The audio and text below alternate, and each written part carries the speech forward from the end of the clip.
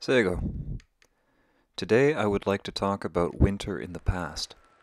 There's an idea that winter in the past was a time of hardship, a time of starvation, when this was often simply not the case. I'm going to use my own people as an example here, though some of what I have to say holds true for various nations around the world. The thing about winter is that even though it makes everything more difficult, winter is a reliable constant. Some years you'll have a mild winter, some years you'll have a harsh winter, but there will always be a winter. And because you know that winter is coming, you have an entire year to prepare for it. And if you're well prepared by the time winter comes around, far from being a time of hardship and starvation, it becomes a time of feasting, of relaxation. Let's examine the idea of winter being a time of famine. This idea stems from the observation that nothing grows in the winter. It stems from the observation that the deer and the rabbits have a harder time getting by in the winter. They have to rely on their fat stores, or if worst comes to worst, they have to eat the bark off of the saplings. Human beings, however, are not deer. We can stockpile and preserve food. We can hunt and fish. At the beginning of winter, our stockpiles would have been filled with corn, beans, and squash. Harvest was only a month or two ago. Furthermore, just before winter hits, there's always a run of trout, and we would have a good supply of smoked and cured fish to see us through. Even setting all this aside, there is still the simple fact that winter is the time of year when hunting is easy. Snow makes tracking easy, not only because it makes the prints stand out more clearly, but because the erosion of the prints from wind and the filling in of the prints from snow allow you to accurately judge how recently the prints were made. Furthermore, much of the leaf cover that the deer rely on to hide is gone, and if you get a deer out in the open, their brown fur stands out like a sore thumb against the white snow. Rather than winter being the lean months, I would like to propose that the lean months might instead have been in late spring and early summer, because even though things are growing in the spring, not very much of it is of nutritional value to a human. If you follow the conventional logic that winter was a time of hardship, surely spring would have been much harder, as our stockpiles would be 4 months lower. Unlike the critters, we can't eat grass. Most of the berries don't start until midsummer. They don't have much nutritional value anyway. The nuts and the fruit generally aren't ready until fall, about harvest time. Let's examine the idea of winter being a time of hardship. Why would it be so hard? Much of the work that needs to be done would have been done long before winter sets in. You're going to need fuel to get through a winter. Firewood needs to be cut and dried several months before it can be used. All going well, you would have done this well before the end of summer. But you also need a good shelter to get through winter. The time for harvesting bark for the walls is in spring when the bark is easy to peel from the trees. Bark was often used green so that you don't have to soak it to make it flexible. All going well, the longhouse would be in good repair, long before winter sets in. What of winter clothing? Surely winter furs are the best for warm clothing. That's true.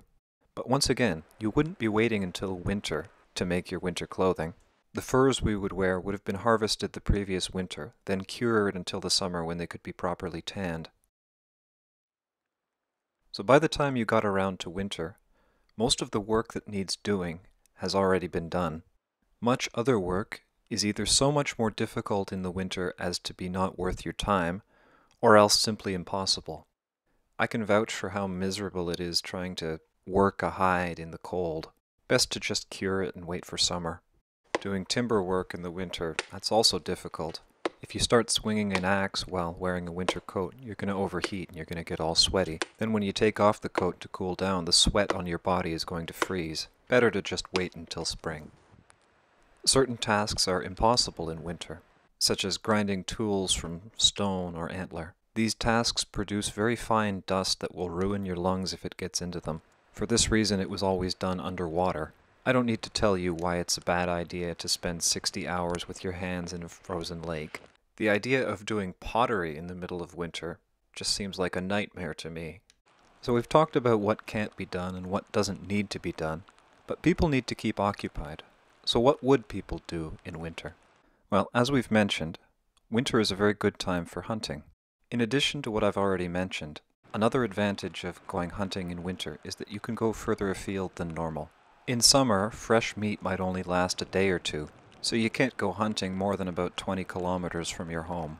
You also have to carry that meat back, which is another reason for not going too far in summer. In winter, the meat will freeze and last almost indefinitely, and you can load it onto a toboggan to make it much easier to drag back. Another advantage of a toboggan is that it allows you to carry back a much larger amount of meat than you would ordinarily. A single man can carry a deer a short ways. 2 men can carry a deer a long ways. So ordinarily there's not much point in hunting more than 1 deer at a time. In winter you can hunt whatever is convenient without having to worry about it rotting before you get home. Okay, that's all well and good for the hunters in your community, but not everybody is a hunter, and not all your hunters can be hunting all the time. So what would everybody else do during winter? Well, one thing that happens in winter is that the waterways freeze. Waterways could serve as roads or barriers, depending on the situation. You could use a canoe to travel a great distance very quickly on a river, and you could load a canoe up with a great deal of cargo, be that cargo trade goods or passengers. However, there are certain rivers that it might not be convenient to get a canoe to. Traditional canoes are very heavy. Portaging them more than a kilometer or 2 is completely unreasonable, particularly if that canoe is full of trade goods or elderly passengers. So in winter, when the rivers are frozen, you have access to certain communities by dog sled that you would not have access to by canoe and foot. So for some people, winter might be a time for trade, or for others it might be a time for visiting relatives in isolated communities. But again, these are not everyday activities. What would most people do throughout the majority of winter? The children would go play in the snow, the old-timers would sit around working on little handicrafts. The men would go about hunting, and the women would go about their business of making sure that the community functions. Then when all that was done, we would sit down and go about our business of eating a great deal. That part about winter has not changed. Then, when the eating was done, we'd gather around the fires and it would be time for stories. People would tell stories about their lives, about their adventures, about things they'd heard and things they'd seen. The old-timers would talk about how things used to be.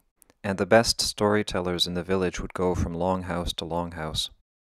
And the proper storytellers, they wouldn't just tell stories about, oh, this happened to me on the hunt, and this happened to so-and-so back in the day. No, they'd tell the good stories. Stories about Sky Woman and Muskrat. Stories about Hiawatha and the Peacemaker. Stories about Flint and the Stonecoats. Stories about how Bear lost his tail. And stories about the origins of all things. And winter became for us not so much a time of hardship and famine as a time for storytelling.